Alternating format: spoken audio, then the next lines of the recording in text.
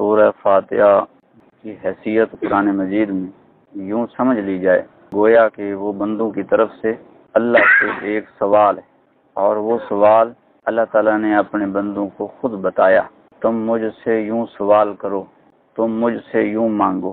دعا مانگنے کا ادب سکھایا، پوری ترتیب بتائی، پھر دعاؤں میں سے سب سے اعلیٰ، سب سے اشرف دعا وہ ہمیں بتائی، اہدنا الصراط المستقیم، کہ اے اللہ ہم صراط مستقیم تجھ سے مانگتے ہیں۔ اللہ تعالیٰ نے جو نماز فرض کی، اس نماز کا سب سے اہم حصہ ہی اس سوال کو بنا دی۔ اس وقت تک تمہاری نماز مکمل ہی نہیں ہوگی جب تک مجھ سے تم یہ سوال نہ کر لو۔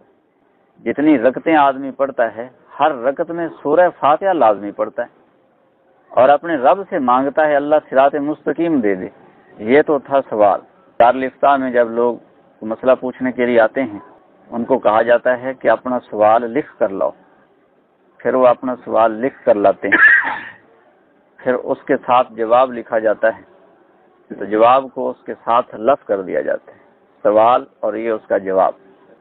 اللہ تعالیٰ نے بھی سورہ فاتحہ سوال تھا، ہم سے کروا کے پھر اگلا سارا جواب ہے، اس کو ساتھ لفظ کر دیا ہے، اور جواب دینا جب شروع کیا تو سب سے پہلے یہ فرمایا الف لام میم ذالک الکتاب لا ریب فیہ، یہ کتاب اس میں کوئی شک نہیں، ھدی للمتقین، تم نے ہدایت مانگی ہے مجھ سے، یہ ہدایت ہے۔ ہم نے کہا تھا اہدنا الصراط المستقیم، اللہ نے فرمایا یہ کتاب ہے ھدی للمتقین، جو ہدایت مانگ رہے ہو یہ ہدایت ہے۔ اور متقی کون ہے جن کے لیے یہ کتاب ہدایت بن سکتی؟ اللہ تعالیٰ نے اس کی صفات بیان کی، جس بندے کے اندر موجود ہیں، وہ بندہ جو کچھ مجھ سے مانگ چکا ہے وہ اس کتاب سے ہر حال میں حاصل کر لے گا۔ اور اگر وہ صفات اس کے اندر موجود نہیں ہیں، باوجود اس کے کہ وہ مجھ سے سوال کر رہا ہے کہ یا اللہ تو ہمیں ہدایت دے دے، لیکن ہدایت نہیں ملے گی اگر متقین والی وہ صفات موجود نہیں ہیں۔ اب وہ کون سی صفات ہیں جو اللہ تعالیٰ نے فرمائیں اور فرمایا کہ ان صفات کے حاملین کے لیے یہ کتاب ہدایت ہے؟ سب سے پہلے تو میں اس لفظ پر بات کروں گا، الف لام میم۔ یہ لفظ اور اس طرح کے کئی اور الفاظ قرآن مجید میں مختلف صورتوں کے شروع میں، ان کے نیچے ترجمہ نہیں لکھا ہوتا۔ ترجمے والا قرآن مجید اگر ہم اٹھائیں تو ترجمہ الف لام میم سے شروع نہیں ہوگا، ترجمہ ذالک الکتاب سے شروع ہوگا۔ الف لام را سے ترجمہ نہیں شروع ہوگا، ترجمہ آگے سے شروع ہوگا۔ کاف ہا یا عین صاد سے ترجمہ نہیں شروع ہوگا، ترجمہ آگے سے شروع ہوگا۔ ان کو کہتے ہیں حروف مقطعات۔ لوگ اس کا حقیقی مفہوم وہ نہیں جان سکتے، ان حروف اور الفاظ کا حقیقی مفہوم وہ اللہ کے علم میں ہے، اللہ جانتا ہے کہ ان کا حقیقی مطلب کیا ہے۔ سوال ہوتا ہے کہ ان الفاظ کا ترجمہ نہ بتانے میں راز کیا تھا؟ اللہ تعالیٰ نے ایسا کیوں کیا؟ ان کا بھی اگر ہمیں معنی بتا دیتے، اگر معنی نہیں تھا، ہمیں بتانا بھی نہیں تھا، تو الفاظ کیوں اتار دیے؟ الفاظ بھی نہ اتارتے۔ اللہ تبارک و تعالیٰ دیکھنا یہ چاہتے ہیں، جس بات کو انسان کی عقل بھی مان رہی ہو، مزاج بھی تسلیم کر رہا ہو، اس پر ایمان لانا کوئی مشکل کام نہیں۔ ایمان کی حقیقت یہ ہے کہ ایک چیز کا نہ معنی سمجھ میں آ رہا ہو، نہ مطلب سمجھ میں آ رہا ہو، نہ عقل تسلیم کر رہی ہو، اور بندے کا رب کہہ دے کہ میرے بندے اس کو قبول کر، اور آنکھیں بند کر کے اس کو قبول کر لے۔ ایمان کی اصل حقیقت یہ ہے۔ سمجھ تمہیں نہیں آ رہی، لیکن تم اپنی زبان سے کہتے چلے جا رہے ہو یا اللہ ان کا معنی اگرچہ ہمیں سمجھ میں نہیں آ رہا، ہمیں نہ سمجھ میں آیا، ہم ایمان لائے۔ اللہ تعالی ہم سے سچی اطاعت چاہتے ہیں، اور مسلمان سے یہ مطالبہ کرتے ہیں کہ تجھے زندگی کے اندر کبھی میرا ایسا حکم پہنچ جائے جس کو تیری عقل تسلیم نہ کر رہی ہو تو اپنی عقل کو پیچھے چھوڑ دینا۔ اسی کا نام اسلام ہے، اور یہی آدمی مسلمان جس کو اللہ اور اس کے رسول صلی اللہ علیہ وسلم کی اندھی تقلید کرنی آ گئی، وہ مسلمان بن گیا۔ اور جس نے اپنی رائے، عقل اور شعور کو مد نظر رکھنا شروع کر دیا کہ اس حکم کو ماننے میں تو میری عقل میرا ساتھ نہیں دے رہی، یہ آدمی کہتا رہے کہ میں مسلمان، یہ مسلمان نہیں ہو سکتا ہے۔ خیر، فرمایا ذالک الکتاب لا ریب فیہ، یہ کتاب کہ اس میں کوئی شک نہیں ہے۔ ہم تو 15ویں صدی میں پیدا ہوئے، جن لوگوں پر یہ کتاب اتر رہی تھی وہاں کچھ شک کی گنجائش ہو سکتی تھی، اور ہم نے تو 1500 سال دیکھ لیے ہیں، کون سی شے ایسی ہے جو اتنا عرصہ تک باقی رہ سکے؟ ہزاروں تبدیلیاں آ جاتی ہیں، لیکن اس وقت دنیا کا ہر انسان کہتا ہے، یہ ایک مسلم حقیقت ہے کہ یہ کتاب جیسے اسلام کا نبی لایا تھا ویسی کی ویسی آج تک موجود ہے، تبدیلی تو نہیں ہوئی۔ اس پر ایمان لانا ہمارے لیے صحابہ کرام کے ایمان سے بھی آسان ہو چکا ہے۔ اللہ تعالیٰ نے یہ 1400 سال کا وقت گزار کر یہ کتاب صحیح سالم ہم تک پہنچا کے ہمارے لیے اس پر ایمان کی راہیں اور صاف کر دی۔ تو یہ فرمایا ذالک الکتاب لا ریب فیہ، اس میں شک نہیں ہے۔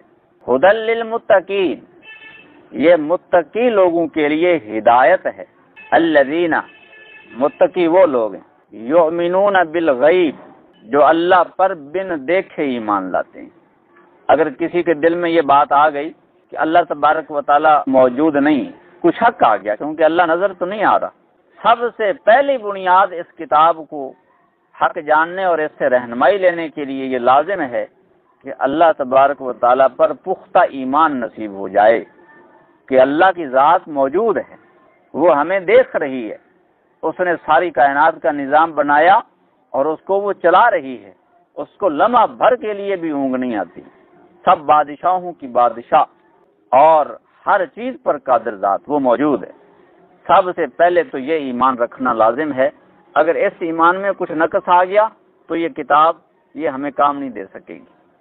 دوسری بات فرمایا متقین وہ لوگ ہیں یقیمون الصلاۃ، جو نماز کو قائم کرتے ہیں۔ گویا کہ اس کتاب کو اپنے لیے ہدایت بنانے کے لیے نماز پڑھنا ضروری ہے۔ ایک آدمی نماز کے قریب نہیں جاتا اور پھر کہتا ہے پتہ نہیں کیا بات ہے، یہ قرآن مجید مجھے سمجھ کیوں نہیں آ رہا، تو قصور اس کا خود ہے، قرآن مجید کا قصور نہیں ہے۔ یہی وجہ ہے ہم اپنے ماحول معاشرے میں نظر دوڑائیں، جو لوگ نماز نہیں پڑھتے ہیں ان کے سامنے تم قرآن کا کوئی حکم بیان کر دو تو ہین امیز لہجہ سے آگے سے بولیں گے، ان کو یہ نہیں عقل آ رہی ہوتی کہ یہ تو قرآن مجید کی آیت اور حکم پڑھا جا رہا ہے۔ وجہ یہ ہے کہ نماز کے قریب نہیں آتی، تو آج ان لوگوں کو یہ قرآن کوئی نفع نہیں دے رہا بلکہ نقصان پہنچا رہا ہے۔ تیسری بات وَمِمَّا رَزَقْنَاهُمْ يُنْفِقُونَ، متقی وہ لوگ ہیں جو ہم نے ان کو رزق دیا ہے، اس رزق سے وہ میری راہ میں خرچ کرتے ہیں۔ تو گویا کہ یہ شرط قرار پائی، جو آدمی اللہ کی راہ میں خرچ کرنا نہیں جانتا، بخیل بنا بیٹھا ہے، وہ اللہ پر بدگمانی کر رہا ہے، وہ یہ سمجھ رہا ہے کہ میں نے مال خرچ کیا تو مال ختم ہو جائے گا، وہ سمجھتا ہے کہ مال کا منبع اور سرچشمہ میری ذات، میں محنت کر رہا ہوں تو مال پیدا ہو رہا ہے، محنت ختم کر دوں گا تو مال یہ ختم ہو جائے گا۔ یہ اللہ کی ذات پر بد اعتمادی اور بے یقینی کی کیفیت ہے۔ اور جو آدمی یہ سمجھتا ہے کہ تمام کی تمام دولتوں کا سرچشمہ اور منبع وہ رب تعالیٰ کی ذات ہے، وہ جب چاہے جس سے چاہے اٹھا لے، یہ یقین ہوگا تو آدمی کھلے ہاتھ سے خرچ کرے گا اور کبھی بھی کمی کا خوف نہیں کرے گا، میں دے رہا ہوں میرا رب مجھے دے گا۔ اس لیے فرمایا مومنوں کی ایک صفت یہ ہے، متقی لوگوں کی، کہ ہم نے جو ان کو رزق دیا، مما رزقناہم، جو ہم نے ان کو دیا ہے، بتا دیا کہ کسی آدمی کی محنت رزق کو حاصل کرنے میں کچھ بھی اثر نہیں رکھتی، یہ مال جس کے پاس آ رہا ہے یہ ہم دے رہے ہیں۔ ایک آدمی کہتا ہے جی میں تو خود محتاج ہوں، اس کو چاہیے کہ جتنا کہ تیرے پاس ہے تو اتنا دے دے۔ آپ نے فرمایا کہ اخلاص کے ساتھ اگر کوئی آدمی کھجور کا ایک دانہ خرچ کر دے، خدا کے یہاں اور پہاڑ کے برابر اس کا وزن جا پہنچے گا، اور اگر کوئی ریاکاری کے ساتھ اور پہاڑ کے برابر بھی خرچ کر دے تو اس کا وزن رائی کے دانے کے برابر بھی نہیں ہوگا۔ اصل شرط تو اخلاص ہے۔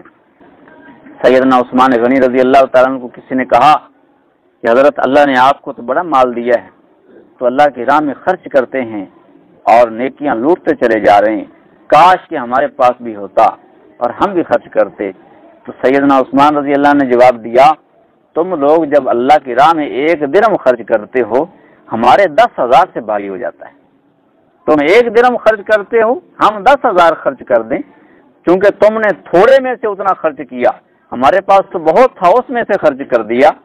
تو یاد رکھنا چاہیے اللہ کثرت کو نہیں دیکھتے ہیں، اللہ تو مجاہدے مشقت اور اخلاص کو دیکھتے ہیں۔ میرے پاس تھے ہی 5 روپے اور میں نے 5 میں سے 1 دے دیا، اور ایک آدمی کے پاس 10,000 روپے تھے اور اس میں سے 1000 دیا، تو یقین رکھ لینا چاہیے 1000 وہ وزن نہیں رکھتا جو میرا 1 روپیہ وزن رکھتا ہے، کیونکہ اس 1 روپے کے اندر مشقت زیادہ۔ قرآن مجید میں اللہ تعالیٰ نے کئی جگہوں پر فرمایا، ایمان والوں کی نشانیاں بتاتے ہوئے فرمایا وَجَاهِدُوا بِأَمْوَالِهِمْ وَأَنفُسِهِمْ، اپنے مالوں کے ساتھ جہاد کرتے ہیں۔ اور مال کا مجاہدہ تو یہ ہے، میرے پاس 100 روپیہ ہے، میں پریشان ہوں کہ 100 روپے میں سے بھی دے دوں گا تو یہ تو میرے گھر کے افراد زیادہ ہیں، میں خرچ کہاں سے کروں گا؟ مشقت اور مجاہدہ نظر آ رہا ہے، اس کے باوجود میں نکال دیتا ہوں۔ خدا کی نگاہ میں یہ بھاری ہے۔ اور ایک آدمی کے پاس ہزاروں روپے ہیں اور اس کے دل میں یہ آتی ہے کہ میں 1000 روپے بھی اس میں سے دے دوں گا تو میرے لیے کوئی پریشانی کی بات نہیں ہے، میرے رزق کا نظام تو کھلا چل رہا ہے۔ وہاں پر مجاہدہ کم ہے، ادھر مجاہدہ زیادہ ہے۔ اس لیے ہم میں سے سارے بھائی یہ فیصلہ کریں، اللہ نے جس کو جتنا دیا ہے ہم خدا کی راہ میں خرچ کریں گے، زیادہ تو زیادہ، تھوڑا تو تھوڑا، کبھی بھی بخل نہیں کریں گے۔ تیسری شرط فرمائی والذین یؤمنون بما انزل الیک وما انزل من قبلک، وہ لوگ جو آئے نبی آپ پر اتارا گیا اس پر بھی ایمان رکھتے ہیں، اور جو آپ سے پہلے نبیوں پر اتارا گیا ان پر بھی ایمان رکھتے ہیں۔ کوئی آدمی اگر یہ کہتا ہے کہ میں قرآن پر تو ایمان رکھتا ہوں، میں تورات کو نہیں مانتا، اسی وقت جب دل میں یہ شک پیدا ہوا ایمان اٹھ گیا، انجیل کا انکار کر دیا، کافر ہو گیا۔ بس اتنی بات ہے، ایمان تو سب پہ رکھنا ہے کہ اللہ کی یہ تمام کتابیں اور صحائف اپنے اپنے زمانہ میں حق اور سچ تھیں، اب قابل عمل نہیں رہیں۔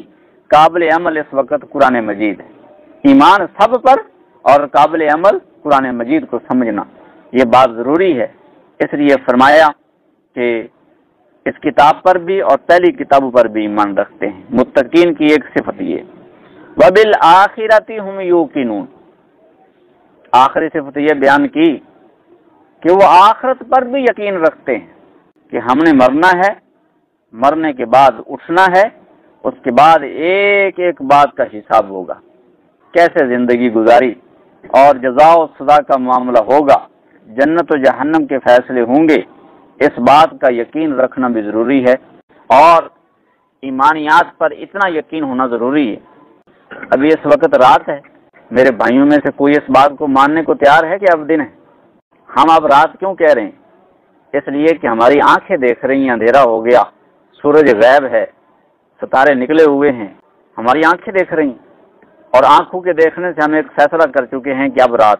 ہمیں اپنی آنکھوں پر اتنا یقین ہے کہ آنکھوں نے ایک بات دیکھ لی، اب دل ماننے کو تیار نہیں۔ اب اگرچہ میں نبی نہ ہو جاؤں اور دنیا کی طاقتیں مجھ پہ اکٹھی ہو جائیں کہ اپنے دل کو کہلوا یہ بات، دل سے مان کے اس وقت دن ہے، میں کہوں گا میں بے بس ہوں، میرا دل ماننے کو تیار ہی نہیں، میں کیا کروں؟ دل کو منوانا چاہتا ہوں، دل مانتا ہی نہیں۔ ایمانیات پر اتنا یقین ہونا چاہیے۔ اللہ تعالیٰ نے جو کچھ فرما دیا ہے ہمیں نظر نہیں آ رہا، ہمیں اپنی آنکھوں سے دیکھے سے بھی زیادہ یقین اس بات پہ ہو۔ اگر دنیا کی طاقتیں اکٹھی ہو جائیں اور مجھے یہ بات کہیں کہ تجھے ہم قتل کر دیں گے، نہیں، تو اپنے دل کو اس بات پر تو تیار کر اور دل سے یہ بات کہہ کہ اللہ کا وجود نہیں ہے، مرنے کے بعد اٹھنا نہیں ہے۔ میرے دل کی کیفیت یہ ہو چکی ہو جو اس وقت رات کو دن کہنے کی کیفیت ہے، میں یہ کہوں میرے دل کا اختیار مجھ سے ختم ہو چکا، میرا دل ماننے کو تیار ہی نہیں، میں کیسے کیا کروں؟ قتل تو ہو جاؤں لیکن دل کی کیفیت نہ بدل سکے۔ اس کو کہتے ہیں حقیقی ایمان۔ جب تک اس طرز کا ایمان ہمیں نصیب نہیں ہو جاتا تو معاملہ بہت مشکل ہے۔ اگر دنیا کے دباؤ، حالات کے تغیر سے ہمارا دل اس بات کو ماننے کو تیار ہو جاتا ہے، شاید اللہ نہ ہو سکتا ہے مرنے کے بعد جی اٹھنا نہ ہو۔ اگر یہ کیفیت ہے تو ایمان نہیں۔